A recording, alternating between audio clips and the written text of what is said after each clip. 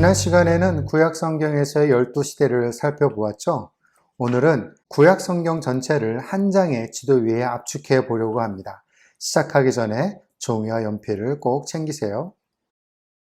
이 네모 그림은 성경에 나오는 지역이 전 세계에서 차지하는 위치를 나타내 줍니다. 이 성경의 지역은 주위가 바다로 둘러싸여 있죠. 위로부터 시계 방향으로 보면 흑해, 카스피해, 페르시아만, 홍해 및 지중해가 주위에 있습니다. 이 지도가 구약 성경에서 언급된 곳들입니다. 천지창조와 대홍수를 제외한 모든 구약에서의 사건들은 이 지역 안에서 이루어졌다고 보시면 돼요. 북쪽에서 페르시아만으로 흘러들어오는 두 강 중에서 위의 것은 티그리 강입니다.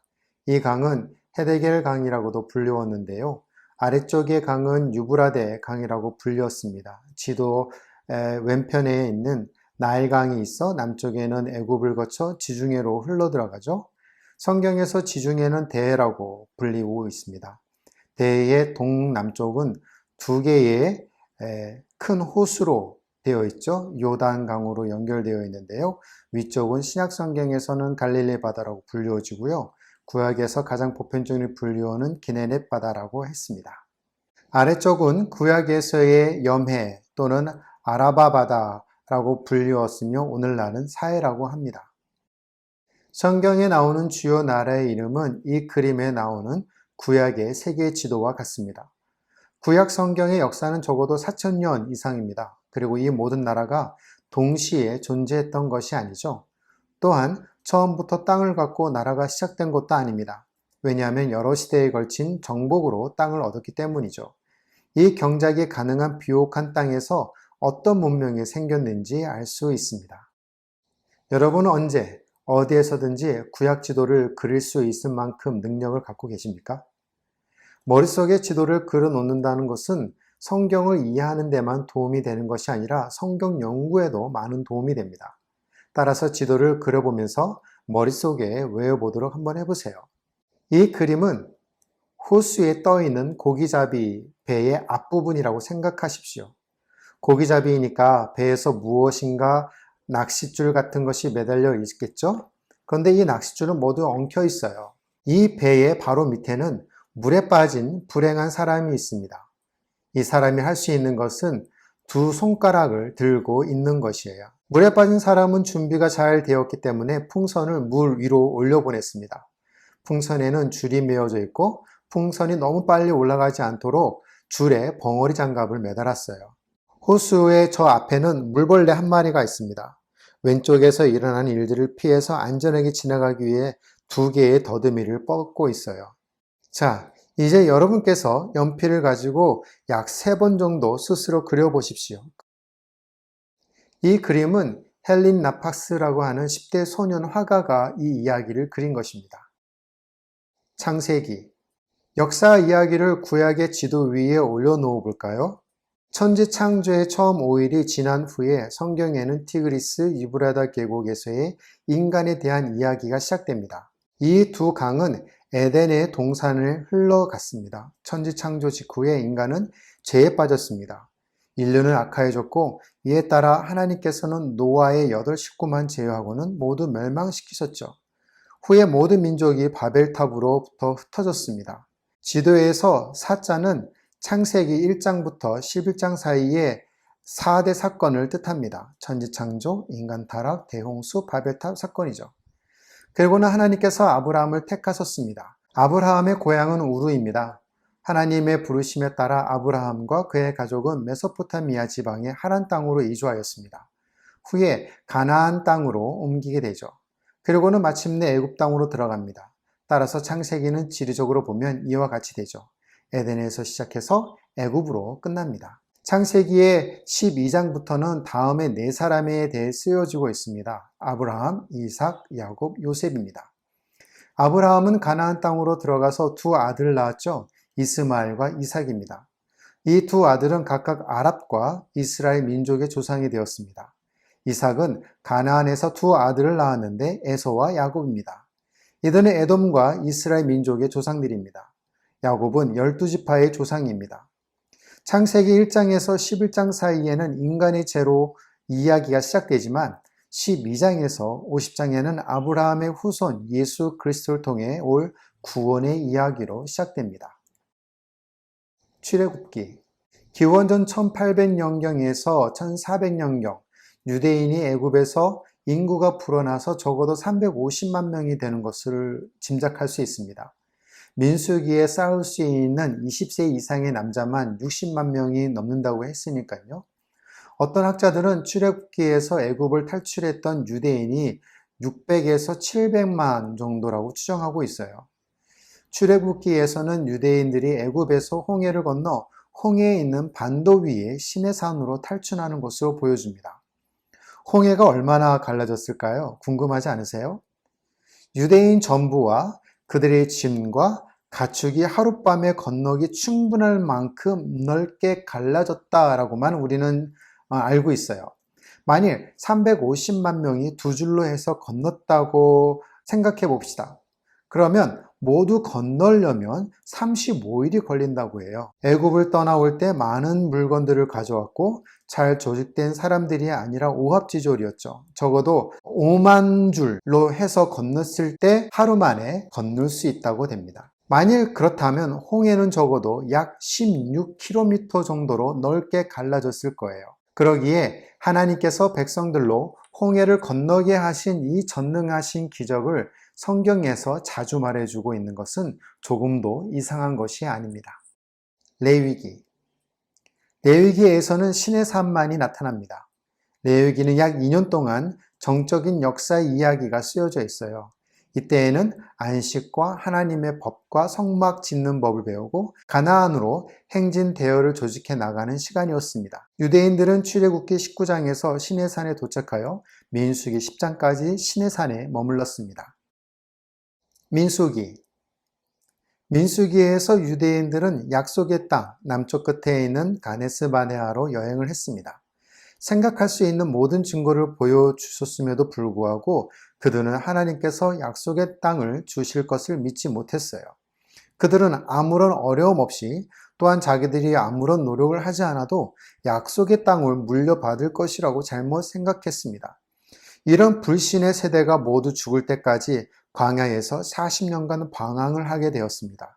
그리고 난 후 그들의 아들, 딸들은 에돔과 모압의 경계를 지나서 여리고성 건너편의 요단강가에 도착하여 진을 쳤습니다. 민수기 기간 동안의 유대인들은 요단강 동쪽을 정복하여 모압의 북부지방에서부터 기네렛 호수의 북부에 이르는 땅을 정복했습니다. 신명기 레위기와 같이 신명기 역시 역사서의 보충서이고 정적인 내용을 지녔습니다. 이스라엘 백성들이 모압 광야에 진을 치고 있는 동안 모세는 사람들을 불러 모아 하나님과의 계약을 맺도록 했습니다. 그리고 이 부분은 오경 전체 중에 절정에 해당됩니다. 여호수아는 백성들을 이끌고 물이 마른 요단강을 건넜습니다. 이것은 하나님께서 자기 백성을 위해 물을 가른 두 번째 사건입니다. 요단강을 건넌 다음 이스라엘 백성들을 여리고성 남쪽에 진을 쳤습니다. 그들은 여리고와 아이를 정복함으로써 가나안의 중부 지방부터 정복하기 시작했습니다. 그리고는 남쪽을 먼저 정복한 다음에 북부 지방을 정복했습니다. 지도에서 12개의 점은 12지파들이 땅을 나눈 것을 뜻하고요. 이 이야기들은 여호수아 후반부에 쓰여져 있습니다. 여호수아는 요단강을 기원전 1406년경에 건넜고 정착하기까지 약 7년 동안 전쟁을 치루었습니다. 사사기와 룻기 지도의 용수철 같은 모양은 사사기의 기간 동안 유대민족이 7번 재에 빠진 것을 뜻합니다. 사사들의 시대는 약 350년간 계속된 것으로 보고 있습니다. 룻의 아름다운 이야기가 이 시기에 있었기 때문에 지도에서 심장 모양으로 해서 표시를 했습니다. 왕국시대 선지서 다음으로는 왕국시대가 성경에서 제일 이해할 수 없는 부분일 것입니다. 왕국시대를 하나의 커다란 포크같이 생각하십시오. 왕국시대는 첫 번째 왕인 사울왕에서부터 시작되어 역대하와 열왕기하에 쓰여져 있는 포로 생활할 때까지 계속됩니다. 왕국에 관해서는 6권의 역사서가 있고 구약에서 왕국시대는 유대인들이 자기들 스스로가 뽑은 왕의 지배를 받던 기간을 뜻합니다. 이 6권의 책은 2권씩 쌍으로 되어 있어요. 사무엘 상하, 열왕기 상하, 역대 상하입니다. 다시 구약 성경의 전체 내용을 살펴볼까요? 처음에 8권의 책은 천지 창조부터 정복까지의 역사적 이야기라고 말씀을 드렸죠. 이 8권의 책은 6가지의 역사적 이야기로 크게 나누어 볼 수 있습니다. 창조시대, 아브라함 시대, 노예시대, 광야시대, 정복시대, 그리고 사사시대이죠. 이 시기에는 아담으로부터 시작해서 노아, 아브라함, 이삭, 야곱, 요셉, 바로, 모세, 여호수아, 기드온, 삼손, 그리고 마지막 사사인 사무엘의 12명의 주요 인물들이 등장합니다. 왕국 시대에는 41명의 왕과 1명의 여왕이 있었고 모든 유대인들이 포로로 잡혀감으로써 끝납니다. 왕국 시대 다음에 유다의 재건 시대가 에스라, 니에미야, 에스더에 의해 쓰여졌습니다. 여호수아부터 열왕기하까지는 대부분의 사건들이 약속의 땅에서 이루어졌기 때문에 지도에 지리적 표시를 하기가 어려워요. 그래서 왕국 시대를 나타내는 줄은 커다란 포크의 손잡이에 해당하는 부분에 2권 반에 해당되는 내용을 보여줍니다. 사무엘 상하, 열왕기 상 1장부터 11장까지예요. 사무엘 상에서는 첫 번째 왕인 사울 왕이 나오는데 그는 잘못된 본보기를 보여주었습니다. 사무엘 하에서는 다윗 왕이 하나님의 마음에 합한 사람으로 나타나 있고요. 열왕기 상 1장부터 11장까지는 솔로몬은 한때 하나님을 섬겼지만 후에 하나님에 대한 충성이 여러 이방 아내들에게로 나눠졌습니다. 포크의 모양을 보면 열왕기상 후반부와 열왕기 하에서 왕국이 둘로 나누어진 것을 알 수 있죠. 이 한 권 반의 책에는 두 왕국이 각각 19명의 왕들에 대해 쓰여져 있습니다. 이는 분열된 왕국의 시대이죠. 이스라엘이라고 불리우는 북쪽 왕국은 BC 722년에 아수르에 의해 정복되었고요. 남쪽 왕국 유다는 BC 586년에 바벨론에 의해 정복됐습니다. 구약 성경의 연대에 있어서 전환점이 되는 때는 바로 BC 930년 왕국이 둘로 갈라지는 분열 왕국 시대, 솔로몬의 아들 르호보암의 시대부터입니다. 930년에다가 120년, 40년씩 3번을 더하면 사울 왕이 처음으로 왕이 되었던 BC 1050년이 되죠. 포크의 위쪽은 208년에 해당합니다. 930년에서 아수르가 이스라엘 정복한 해인 722년을 빼면 208년이 나오죠. 아래쪽은 윗보다 136년이 길어서 722년에 바벨론이 유다를 정복한 해인 586을 빼면 됩니다. 344년이 되는 거죠. 유다는 70년간 바벨론 포로 생활을 했습니다. 이와 같이 우리는 930년을 중심으로 왕국 시대를 살펴볼 수 있습니다. 사무엘과 열왕기. 사무엘상은 지도에다 짧은 선과 왕관으로 나타낼 수가 있습니다. 왜냐하면 여기에는 오직 하나의 왕국과 한 명의 왕인 사울만 나오기 때문입니다. 사무엘하는 다윗 왕으로 바뀐 거 말고는 변한 게 없어요. 열왕기상은 솔로몬이 왕이라는 점 이외에 역시 같게 시작하고요.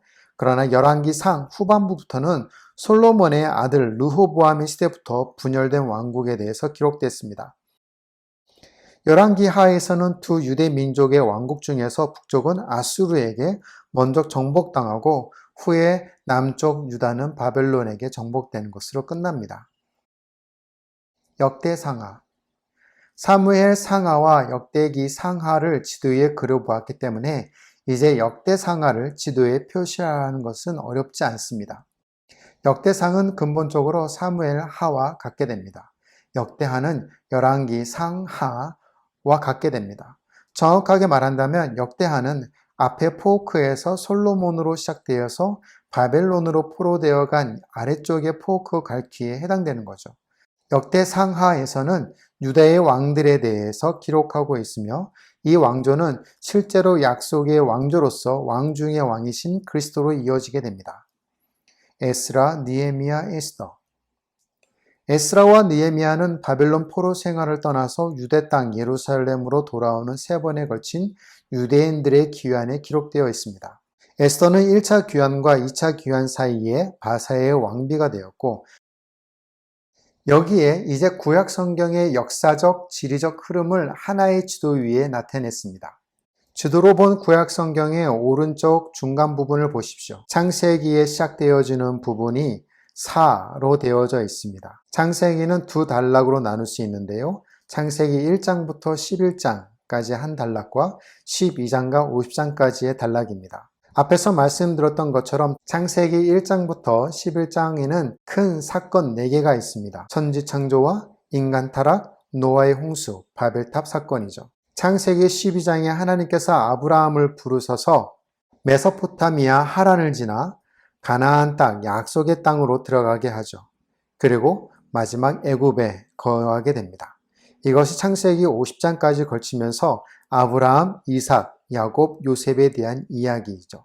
출애굽기는 약 350만 명이 홍해를 건너 시내산에 머물게 되는 이야기입니다. 레위기는 하나님의 법과 안식, 규례, 성막 짓는 법에 대해서, 민수기는 불신앙으로 인해서 40년 동안 광야 생활을 한 이야기가 기록되어져 있고요. 신명기에서 모세는 이스라엘 백성과 하나님과 계약을 맺도록 하였고 설교를 하게 되죠. 여호수아는 이스라엘 백성들을 이끌고 요단강을 건너 가나안 땅을 정복하고 12지파를 분배하게 됩니다. 사사기는 7번의 사이클로 하나님 앞에 범죄하게 되고 그때의 아름다운 사랑의 이야기 롯이 기록되어 있습니다. 사무엘상은 사무엘과 사울의 이야기로 40년 동안 기록된 부분이고 사무엘하는 다윗이 40년 동안 이스라엘 통일 왕국에 대한 이야기입니다. 왕상은 솔로몬의 40년 동안 통치한 이유와 솔로몬의 아들 르호보암으로 인하여서 분열 왕국이 생기죠. 그 이야기가 역대하와 열왕기 하에 기록되어 있습니다. 722년에 북이스라엘이 멸망당하고 586년에 남유다가 바벨론에 의해 포로가 됩니다. 바벨론 포로 생활에서 에스더와 느헤미야서에는 예루살렘의 재건과 귀환에 대해서 기록되어져 있습니다. 구약의 지도를 완성하기 위해 22권의 책들을 지도에 표시했습니다. 이미 이들 책의 연대수는 언급했기 때문에 지금은 지리적 위치에만 주목하십시오. 지도의 표시는 성경의 순서를 따랐습니다. 시가서 중에 욥은 우스 땅에 있었죠. 다른 4권의 시가서는 모두 유다 땅과 예루살렘의 무대로 했습니다. 11명의 바벨론 포로 이전 시절의 선지자들은 4개의 국가로 말씀을 선포했어요. 둘은 유대의 나라 이스라엘과 유다이고 다른 둘은 이방의 나라 아스루와 에돔입니다. 하나님은 이스라엘 북쪽의 유대 왕국의 죄를 보셨습니다. 이스라엘에서는 아모스와 호세아가 사역을 했습니다. 오바댜는 에돔의 멸망을 선포하러 보내졌고 느느웨에 하나님의 말씀을 선포하기 위해 파송된 첫 번째 유대 선지자 누구죠? 요나입니다. 이제 11명의 선지자들이 사역을 했던 것을 알게 되었고 바벨론 포로 이후에 3명, 포로 시절에 3명, 바벨론 포로 시절 이전에 5명이 모두 아수르, 에돔, 이스라엘에서 사역한 것을 보았습니다. 우리는 나머지 선지자들은 모두 유다의 예루살렘에서 바벨론 포로 시절 이전에 사역했음을 알 수 있습니다. 선지자들의 아직 나오지 않은 책들이 여기에 해당될 것이에요. 즉 바벨론 포로 시절 이전에 유다에서 일한 6명의 선지자들은 사역을 시작한 순서대로 보면 요엘, 미가, 이사야, 스바랴, 예레미야, 하박국입니다.